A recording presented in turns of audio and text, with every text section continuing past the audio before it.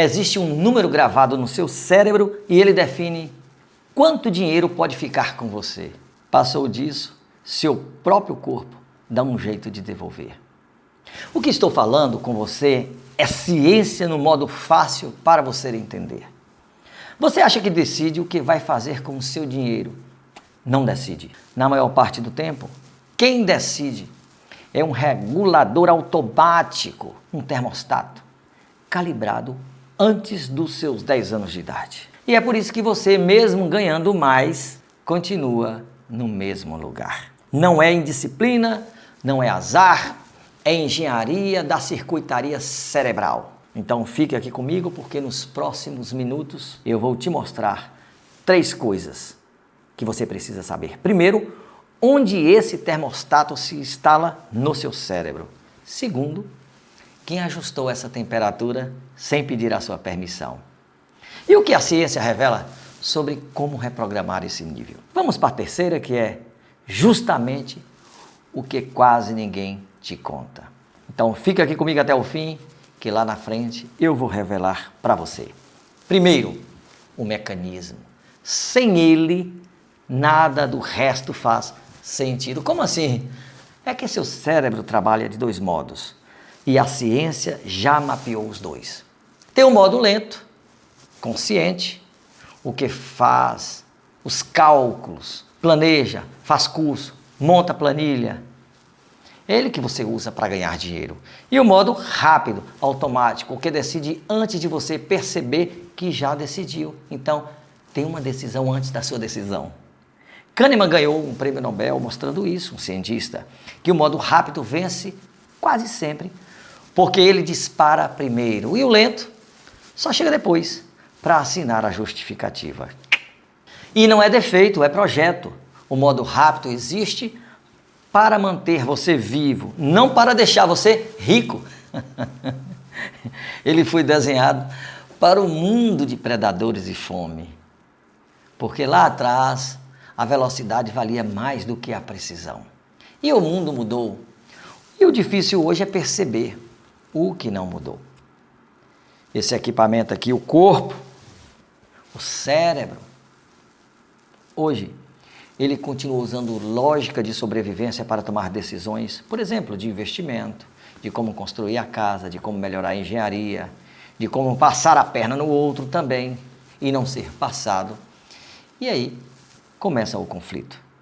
Você pode ganhar aqui, perder ali, mas o importante é ganhar. Essa maquinaria cerebral está aí para isso. E o mundo está sempre nos dando escolhas, nos oferecendo risco e proporcionando estratégias. O neurocientista Antônio Damasio mostrou que muitas decisões não começam na lógica, começam no corpo. E ao longo da vida, cada experiência recebe uma espécie de etiqueta emocional. E Damasio chamou isso de marcador somático. Somático quer dizer ligado ao corpo. Um aperto no peito, um frio na barriga, um alívio, uma euforia. Então essas sensações não aparecem por acaso.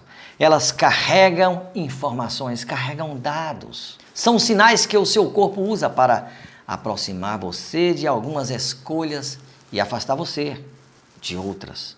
Muitas vezes, quando a mente começa a analisar uma decisão, o corpo já deu o primeiro voto. E poucas coisas recebem tantas etiquetas emocionais quanto o dinheiro. Estou falando da etiqueta que o seu corpo colocou naquele valor. Porque existe uma faixa financeira que ele aprendeu a reconhecer como normal, como segura, como familiar, como previsível, mesmo quando essa faixa é pequena demais para construir, ou para construir o que você deseja, para construir alguma coisa muito grandiosa, alguma coisa muito importante. Então, abaixo dela dispara também um alarme de urgência. E acima dela também dispara o alarme. Só que ninguém te avisou desse segundo alarme. O alarme do termostato da estabilidade financeira. E o termostato não quer frio, também não quer calor. Ele quer manter exatamente a temperatura que foi programada. Como acontece com você, com a sua vida? Consegue perceber? O seu termostato não quer você pobre, também não quer você rico. Ele quer você dentro do valor que aprendeu a reconhecer como normal. E trabalha 24 horas por dia para levar você e deixar você de volta àquele lugarzinho que você aprendeu nos seus 10 anos, nos seus 8, nos seus 12 anos.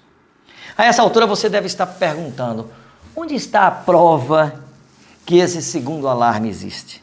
Ele está no seu próprio histórico. Então vamos testar, ok? Lembra da última vez que sobrou dinheiro de verdade na sua conta? O que você sentiu? Foi paz? Ótimo. Talvez o seu termostato já esteja regulado para um nível mais alto, mas para muita gente não é paz, é um desconforto sem nome. Uma vontade de resolver alguma coisa, antecipar uma compra, emprestar o dinheiro a alguém, algum familiar, ajudar, começar uma reforma, inventar uma urgência. Resumo da ópera: gastar. Você diz que quer economizar, quer juntar, quer ver seu dinheiro crescer, mas relaxa. Relaxa, o modo rápido não vai segurar. Você vai gastar de qualquer jeito porque surge uma pressa estranha de fazer aquele número voltar ao normal. E é aqui que muita gente se confunde. O alarme da escassez não toca apenas quando falta. Ele também toca quando sobra. Pior ainda, porque para o seu modo automático, sobra pode ser território desconhecido. E aquilo que o cérebro não reconhece como familiar pode ser etiquetado como ameaça. Grava essa.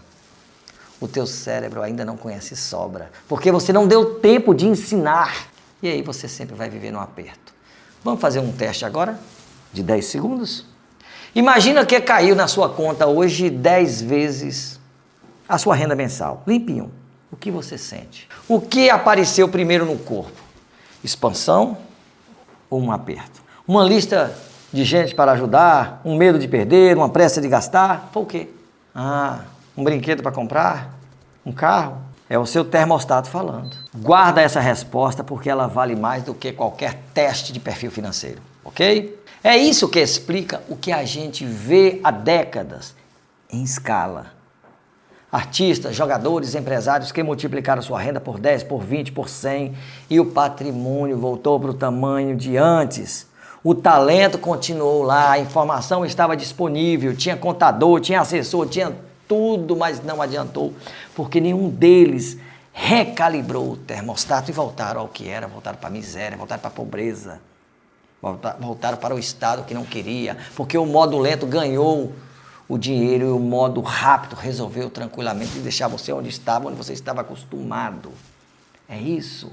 Se até aqui você já se reconheceu, aproveite e se inscreva no canal, porque toda semana eu abro um mecanismo desses circuitos por trás de um padrão financeiro. Sem mágica, sem promessa de riqueza, ciência aplicada à sua vida, ok? Agora vem a pergunta que realmente importa. Quem regulou o seu termostato? E a resposta pode incomodar. Na maioria das vezes, foi a sua casa. E isso aconteceu muito antes dos seus 10 anos. Porque o sistema emocional aprende por repetição. Bowlby mostrou isso ao estudar os vínculos humanos. Aquilo que se repete na infância começa a criar expectativa. E o que vira expectativa com o tempo parece ajuste de fábrica. Você talvez nunca tenha tido uma aula sobre dinheiro dentro de casa, na escola, mas teve a exposição. Teve algo muito mais poderoso. A exposição e a repetição. A experiência emocional.